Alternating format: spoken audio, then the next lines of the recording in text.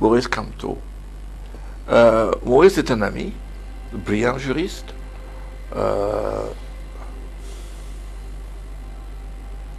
Mais quand on avait discuté à Garoua pour nous entendre, je lui avais dit, vous savez Maurice, vous connaissez l'effet que ça va avoir si vous se l'avez dit que bon, je soutiens Akéry Mouna parce qu'il faut en avouer tout ça. Il m'a dit non, MRC était prêt et tout. J'ai dit ok. Je peux vous demander quelque chose que moi je ne peux pas faire. Alors je me mets derrière vous.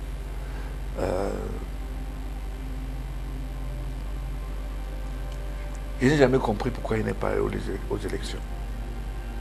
C'est ça qui le plombe aujourd'hui. La même erreur que SDF avait fait. Pourquoi il n'est pas allé aux élections? Je n'ai jamais compris.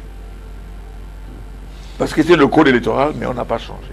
Des paroles lourdes et pesantes qui s'échappent de la bouche d'un ami de lutte, Maître Akéry Mouna, avec la gravité d'un sage sur le trône de la vérité, se penche sur le cas de Maurice Kamto. Ces mots, choisis avec une précision chirurgicale, flottent dans l'air comme des flèches acérées, tandis que des points d'interrogation jaillissent de sa langue comme des éclairs dans un ciel tumultueux. L'homme remet en question les erreurs politiques de son camarade. Cet ami avec qui il a tissé des accords en 2018 se retrouve maintenant au cœur d'un débat brûlant. Les enjeux sont immenses. Pour être transparent et honnête, j'étais un peu pris de court quand on lisait les résultats. Quand lui, lisait les résultats d'élection, qu'il a lu les résultats qu'on m'a attribués.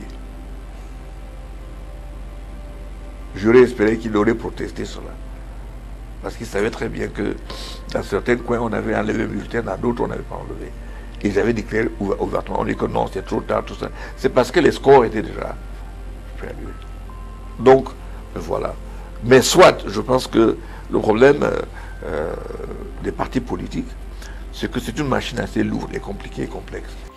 L'histoire se tisse à l'aube d'une élection présidentielle cruciale lorsque Akéry Mouna choisit de se désister et de forger une coalition avec Maurice Kamto, leader de l'opposition pour le scrutin décisif du 7 octobre de cette année-là. L'ex-bâtonnier, un ancien architecte du changement, évoque cette relation puissante qui a sculpté le paysage politique camerounais. Il se projette avec audace dans le présent et l'avenir et contemple les enjeux impressionnants de la présidentielle de 2025. Écoutons-le attentivement. Maurice et moi, on s'était vus, on s'était entendus, et je lui ai dit que je lui ai donné mon soutien pour les raisons présidentielles. Les raisons présidentielles, c'est venu, c'est passé. Après, j'ai eu des malheurs sévères. J'ai perdu mon frère Bernard, j'ai perdu mon frère Wally, puis j'ai perdu même mon épouse. J'ai perdu ma belle-sœur, donc l'épouse de mon frère Daniel, feu de mon frère Daniel. Et on n'a pas vu un seul voir. Mais je pense que le moment viendra qu'il faudrait qu'on se retrouve pour parler de ce qu'il faut faire. Mais on m'avait invité pour la convention où il y a cette déclaration du fait que c'est lui le candidat et tout ça. Oui, comment vous avez perçu ça? Moi, je pense que c'était maladroit.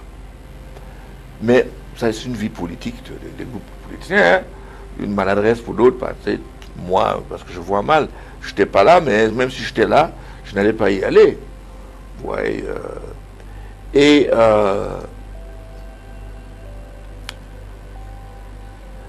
c'est assez compliqué et complexe. Je pense que je cherche une occasion pour que nous puissions, à deux, comme on l'a fait. Parce que nos discussions avant, c'était lui et moi. Hein. Il n'y avait personne d'autre. Chez moi et puis à Garoua, quand j'ai conclu, et puis je donnais mon soutien. Un soutien sans faille conçu pour catapulter son ami sur le devant de la scène avec l'ambition audacieuse de renverser le système en place. Maurice Kamto, farouche opposant, n'a cessé de peindre un tableau apocalyptique du pays qu'il juge plongé dans un chaos abyssal. Il a toujours dénoncé avec véhémence l'inflation galopante qui étrangle les ménages, les scandales de corruption qui gangrènent les plus hautes sphères de l'État, le sentiment d'impunité dont jouissent les puissants et le tribalisme rampant parmi tant d'autres mots. Pour qui se prennent-ils? Qu'ont-ils fait pour ce pays, sinon le piller? Qu'ont-ils fait qui leur donne ce droit-là de mépriser les Camerounais? Qu'ont-ils fait? Alors ça suffit. Ça suffit. Pour le leader du MRC, le véritable architecte de ce désastre n'est autre que le président Paul Biya. Maître Akérémouna revient ici sur ceux qu'il considère comme les véritables fossoyeurs du pays qui ont entravé son progrès pendant des années au détriment du peuple. On l'écoute. Le pays n'est pas dans une situation bloquée. Le peuple n'est pas dans une situation bloquée. Ceux qui sont bloqués, c'est ceux qui nous gouvernent. Ils sont coincés. Si Biya part, ils vont faire comment?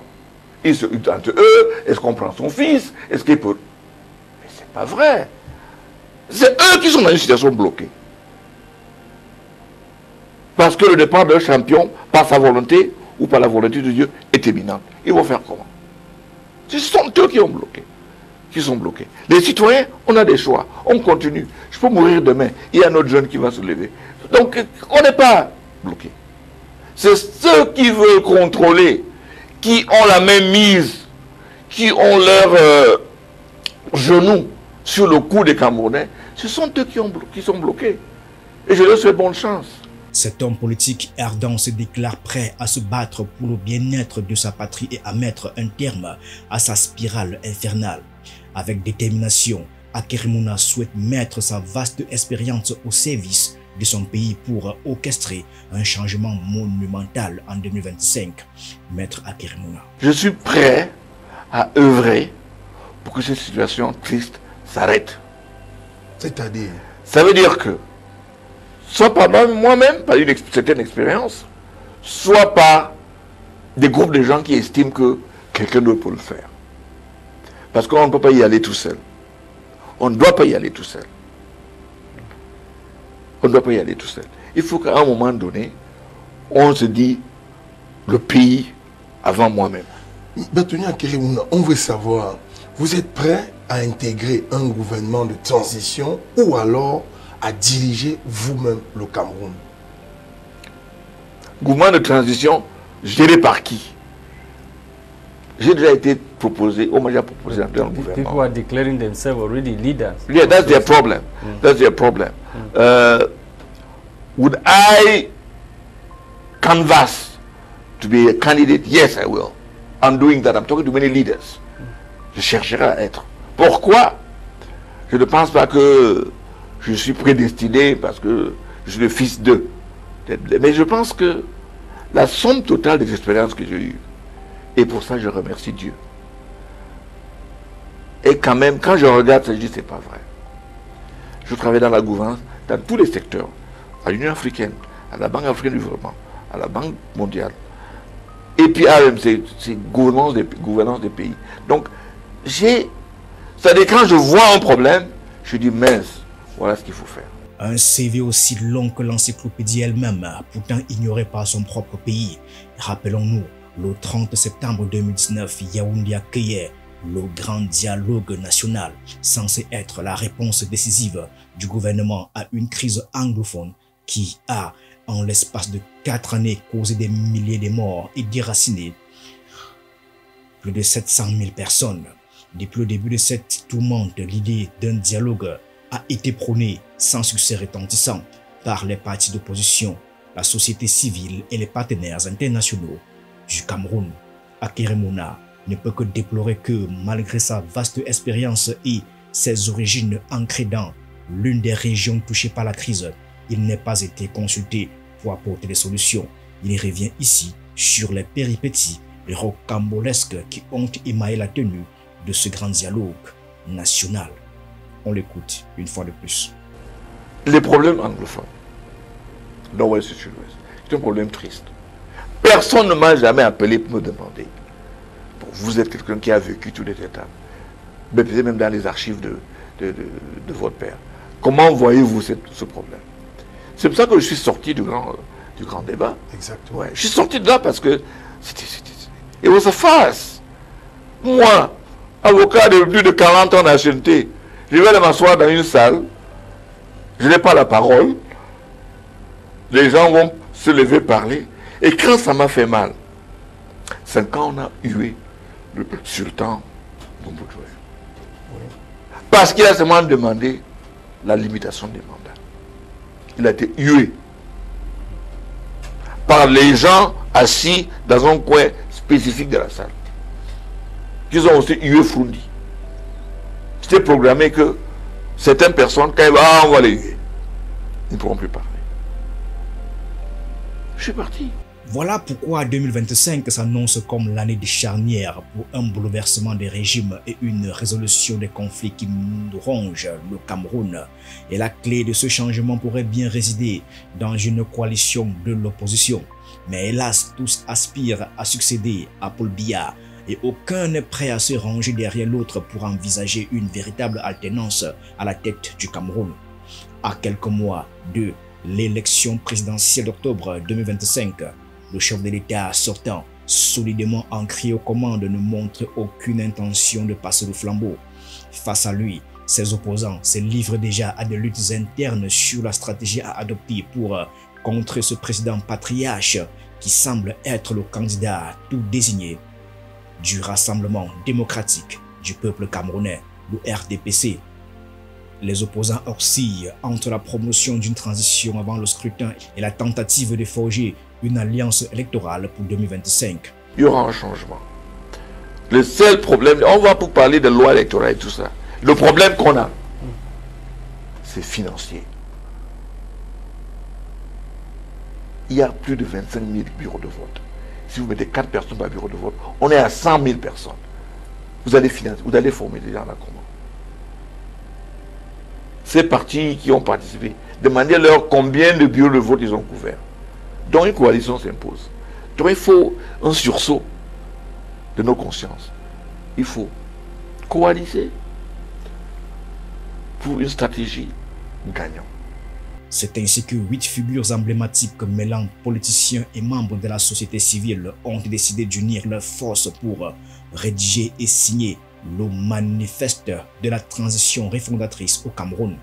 Cabral Libi est de la partie.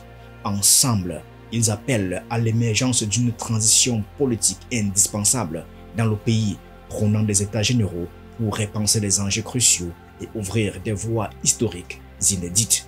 Une offre que rejette Maître Akérémouna qui livre ici ses raisons.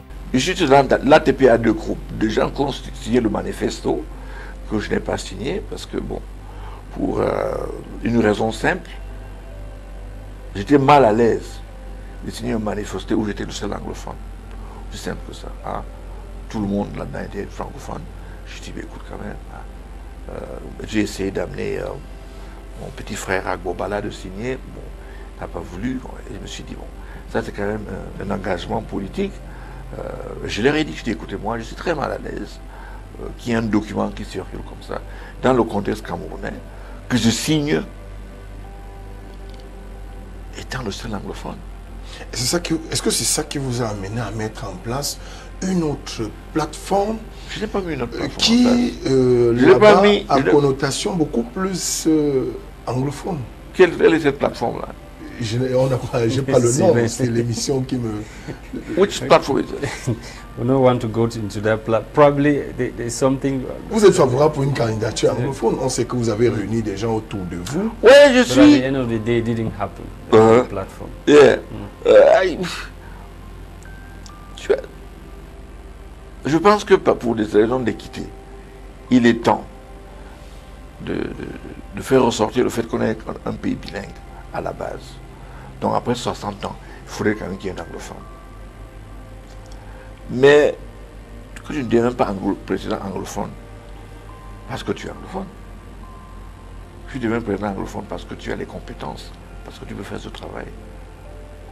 Deuxième raison, je pense qu'un président anglophone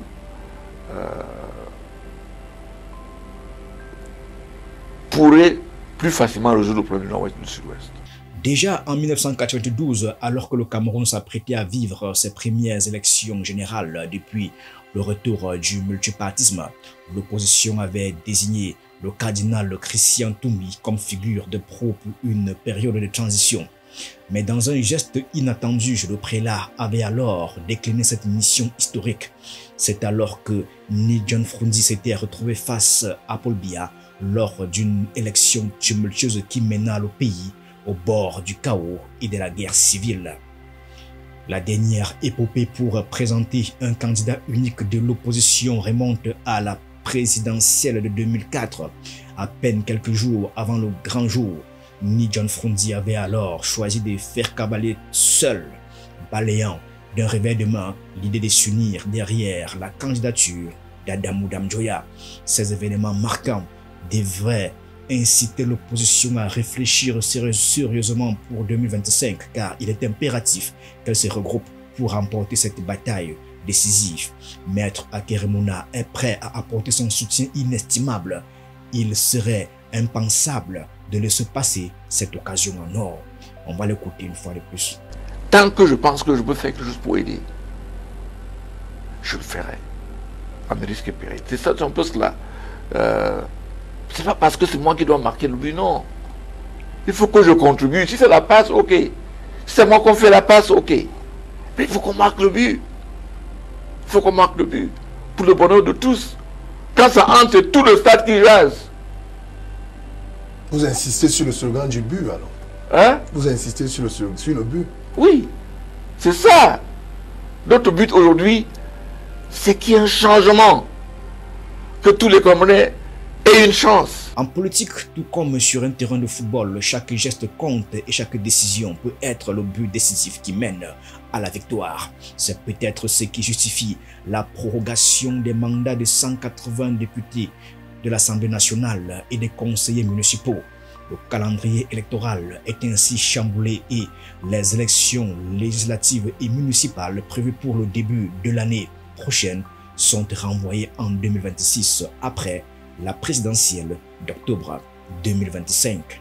Paul Biya serait-il en train de tracer son chemin vers un triomphe assuré? Écoutons les paroles de Maître Akeremouna. Ils ont fait ça parce qu'ils visaient certains. Peut-être moi, peut-être mon frère Maurice, je ne sais pas, ou d'autres personnes. C'est inéquitable, c'est injuste, c'est de la manipulation, mais c'est légal. Pas qu'on se trompe, ils ont fait ça, non. La Constitution le permet, ils l'ont fait. Il faut chercher notre voie. Au lieu de commencer à débattre sur ça, non, il ne peut pas. Il faut chercher une autre voie. Au lieu de se taper la tête contre un mur qui ne va pas bouger. Il faut chercher une autre voie. Et l'autre voie, mes frères, et pour ceux qui nous écoutent, inscrivez-vous, mobilisez-vous et mettez-vous ensemble. Soyez des volontaires. Dans cette arène stratégique, une alliance avec Célestin Bédigui semblait prometteuse jusqu'à ce que le parti de l'Alliance libérale, le PAL, décide d'éliminer Akeremouna de la course présidentielle de 2025. Dans une note d'information qui a fait l'effet d'une bombe, Célestin Bédigui, président du PAL, a annoncé que la candidature de l'ancien bâtonnier Akeremouna ne bénéficiera pas du soutien de son parti. Célestin Bédigui a expliqué que la démarche de Maître Akeremouna qui tentait d'obtenir l'investiture du PAL pour la présidentielle de 2025 n'a pas été retenue en raison des divergences stratégiques et opérationnelles. Cette annonce a visiblement pris de court l'équipe de Maître Akeremouna qui revient ici sur cette collaboration. J'ai appris sur les réseaux comme vous et je n'ai aucune correspondance de lui. J'ai parlé à vous comme je parle. On y a parlé à beaucoup d'autres partis politiques. D'ailleurs, la discussion par la suite était menée par quelqu'un d'autre. Bon, j'étais vraiment surpris du fait que, bon, j'ai appris par les réseaux sociaux. Je pense qu'il y aurait une façon plus élégante de le faire. Okay. Encore qu'on n'avait rien conclu, on était en pleine discussion. Mais en tout cas, je pense que Sa Majesté Bizigi a ses ambitions et il gère comme il entend. Bon. Il a été de la majorité présidentielle, maintenant il va se présenter. Bon, voilà. J'ai lu un autre monsieur qui dit qu'il lui avait promis aussi. Donc tout ça là, c'est le Congo, ça, comme on dit dans le quartier. Le problème, c'est du concret. Là où on est là, l'échéance est là, les Camerounais souffrent. On fait quoi? L'homme est d'une ténacité légendaire, surtout quand il s'agit de faire face à la corruption. Prenons l'affaire Glencore au Cameroun, un véritable feuilleton de corruption qui s'étire sur des années. En 2022, Glencore a eu l'honnêteté de reconnaître avoir arrosé des pots de vin des agents de l'État camerounais pendant une éternité, comme il avait promis. Akérémouna refuse de plier devant ce scandale. Glencore, je vais être leur cauchemar jusqu'à ce que je meure. Tant que ces gars-là ne répondent pas aux Camerounais, je vais être leur cauchemar. I'm going to be their nightmare. Je ne dors pas. Je reçois de menaces de partout, directement et indirectement. Quand j'étais au Congo, j'en ai reçu parce qu'il y a aussi Glencore là-bas, même le directeur général, l'ADG de SNH, quelqu'un que je connais, un magistrat de haut vol, et quelqu'un qui a été secrétaire général déjà au Premier ministère du président Paul Biya. Je pense que lui-même, quand il prend cette action-là pour dire que bon, on va poursuivre et tout, il est en train de dire au Cameroun, écoutez, moi, j'ai fait ce que je devais faire, mais je suis bloqué. Est-ce que vous savez que tous les documents concernant le trading de Glencore à Sonara ont été envoyés à la présidence? Pourquoi? Why? Demandez-moi. Ce n'est pas pour essayer de cacher, je peux dire. Mais tous les documents qui étaient à la Sonara concernant Glencore ont tous été envoyés à la présidence. Glencore, ce géant anglo-suisse du négoce de matières premières, a été condamné en 2022 à débourser la colossale somme de 321 millions d'euros pour des actes de corruption dans plusieurs pays d'Afrique, dont le Cameroun. Mais aujourd'hui, les choses semblent enfin bouger sous la pression grandissante de l'opinion publique. Et des gens comme Maître Akérémouna, le président Paul Biya a décidé de sortir de son silence et a ordonné l'ouverture d'une enquête, laissant présager que les temps pourraient changer. Écoutons. Les gens qui te prennent, qui permettent une vente à 30% en dessous de la valeur mondiale, ou bien dans le cas d'une autre société que de découvert Vitol, ils n'ont jamais répondu pour dire pourquoi ils ont pu acheter notre pétrole à 70% en dessous. Ces gens de vol-là, quand tu attends des milliards, si, est-ce qu'ils dorment? Les gars, ils savent que si le régime change, ils sont cuits. Donc ils feront tout et tout et tout. En 2022, Glencore a eu la candeur de reconnaître avoir soudoyé des fonctionnaires pendant plus d'une décennie. Un véritable marathon de corruption destiné à esquiver les audits et à décrocher des contrats dans plusieurs pays du continent. Au Cameroun, les pots de vin avoués par Glencore atteignent la somme vertigineuse de 10,6 millions d'euros, soit environ 7 milliards de francs CFA, versés entre 2011 et 2018. L'avocat camerounais Akérémouna, ancien vice-président de Transparency International, est indigné par ce système corrompu qui semble défier toute moralité. Ce n'est pas possible. Je suis dans un dossier où on sait que les gens ont pris de l'argent, on sait que ceux qui ont donné ont avoué, on sait que ces gens-là prennent l'argent pendant un avion qui était loué et venait donner des espèces au Cameroun. On sait que les gens ont battu le chiffre d'affaires, leurs dépenses pour enlever de l'argent. On sait qu'ils avaient un contrat de paiement à Londres qui est fait en 2011 et un autre à Genève qui était fait en 2016 où ils partaient prendre des espèces. On sait tout ça. Pas parce qu'on a découvert, mais parce qu'eux-mêmes Glencore ont avoué. Voilà ce que nous avons. L'État ne fait rien. Aucune poursuite n'est menée. J'ai déposé des plaintes. J'ai parlé à tout le monde. J'ai interpellé EITI. J'ai tout fait. Mais l'État ne bougeait pas. Et soudainement, toute la machine étatique est mise en branle pour un jeune de 22 à 23 ans. Parce qu'il a osé s'exprimer. C'est ça donc ma révolte.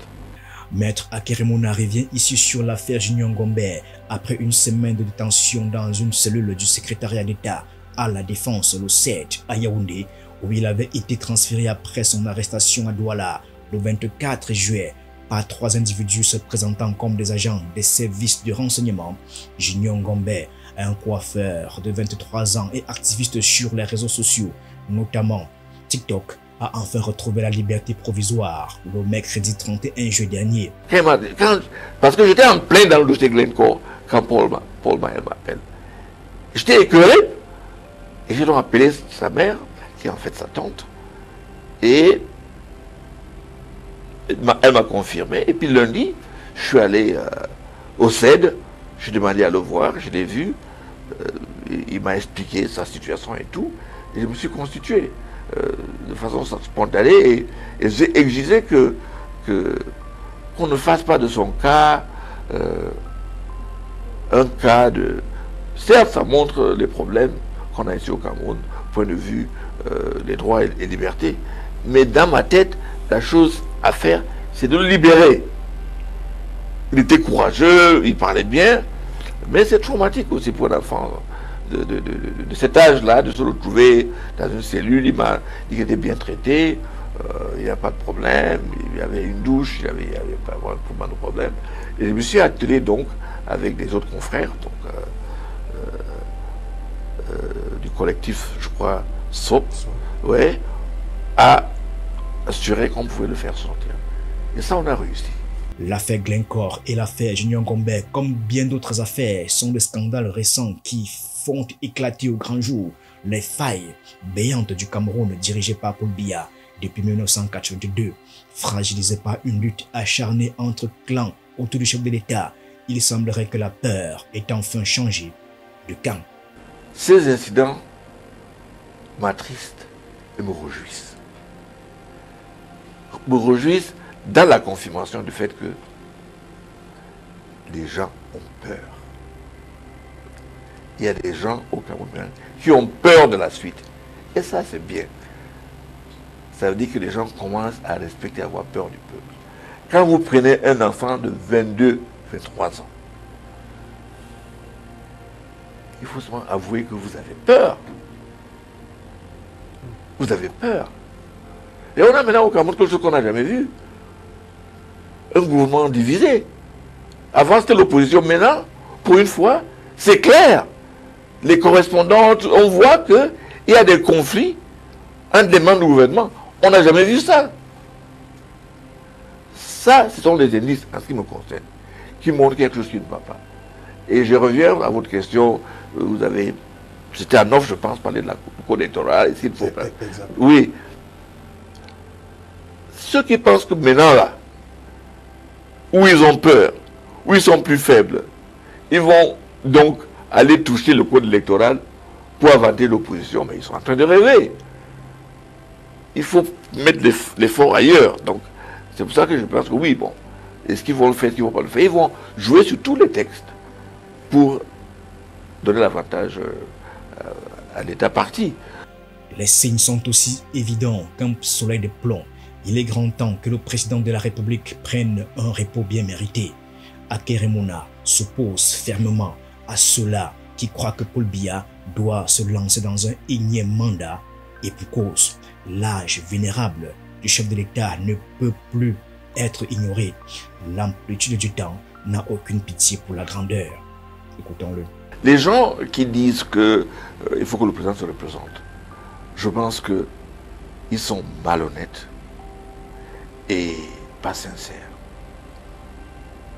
Est-ce que vous expliquez ça comment? Ceux ils qui sont pas sincères. Moi, en quoi ils sont moi, malhonnêtes? je vais vous dire, moi, mon père est mort à l'âge de 90 ans. Donc, dès 85 ans, mon père ne faisait aucun voyage, bien qu'il avait son protocole et tout ça, sans un de ses enfants.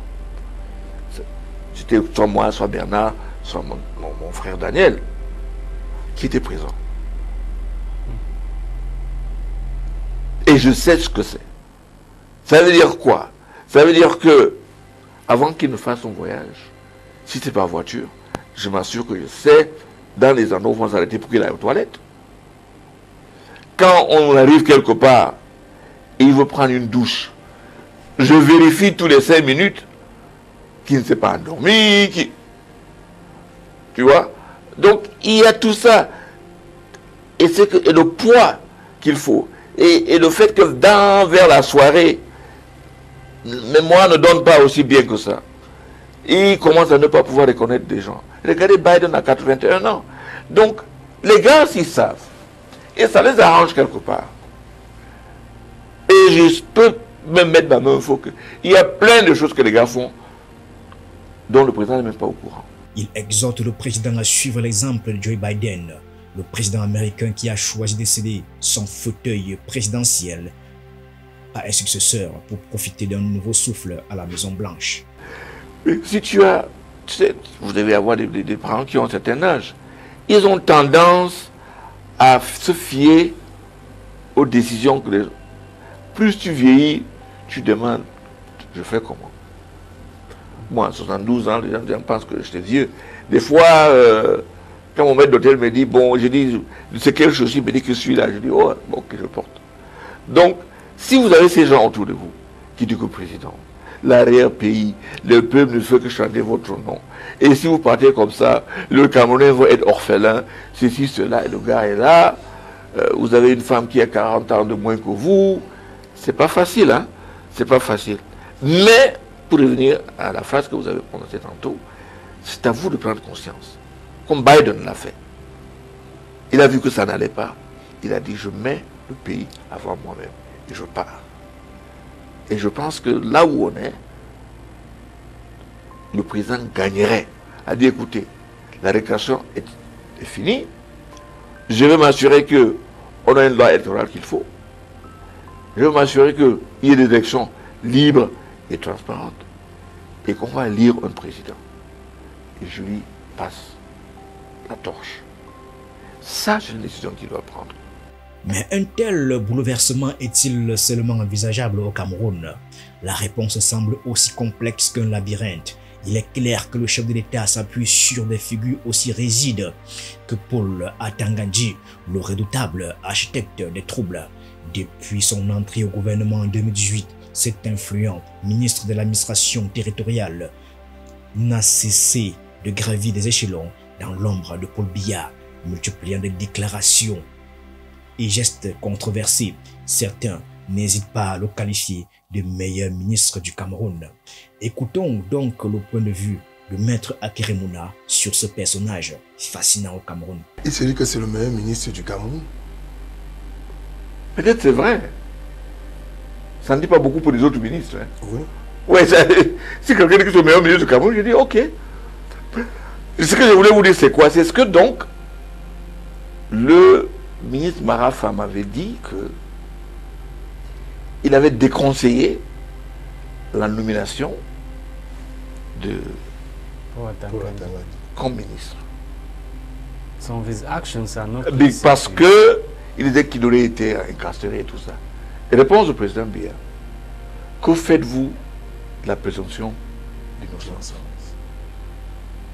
Il dit que monsieur le président, si vous le nommez, ne le nommez pas à un poste ministériel.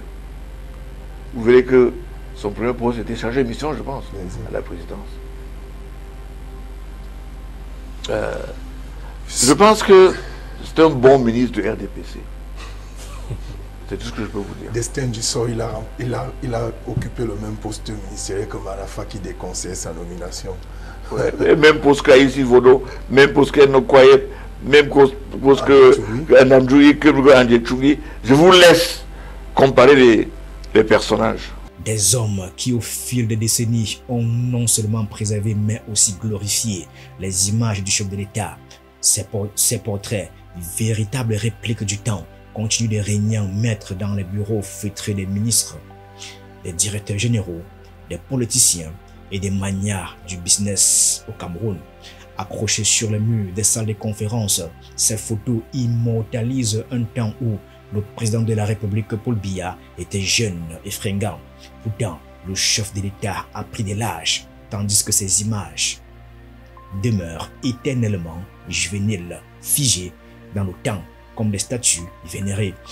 Maître Akeremouna n'en a que faire de cette illusion. Écoutons ce qu'il en pense. Quand je suis en Angleterre, tous les 3, 4, 5 ans, la photo de la reine sur le livre était changée pour accorder avec son âge.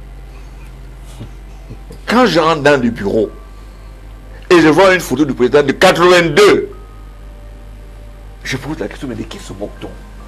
C'est ce qu'on veut. Le jeune gars qui entre là, il doit être le président de la République, qui n'a rien à voir avec le président que nous avons aujourd'hui.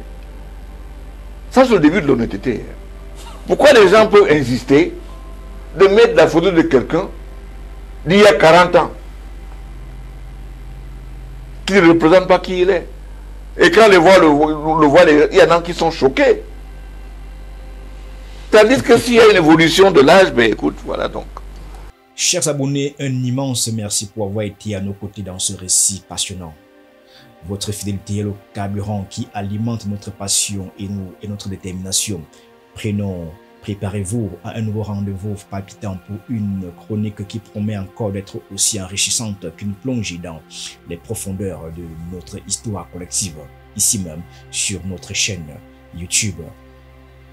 Nous vous invitons donc à partager vos réflexions, vos commentaires, vos idées et vos ressentis sur ces questions cruciales qui façonnent l'avenir de notre cher et beau pays, le Cameroun. N'oubliez surtout pas, chaque opinion compte et mérite d'être entendue tant que cela se fait dans le respect et la bienveillance. Alors, affûtez vos claviers et préparez-vous à faire vibrer la discussion. À très bientôt pour de nouvelles explorations ensemble.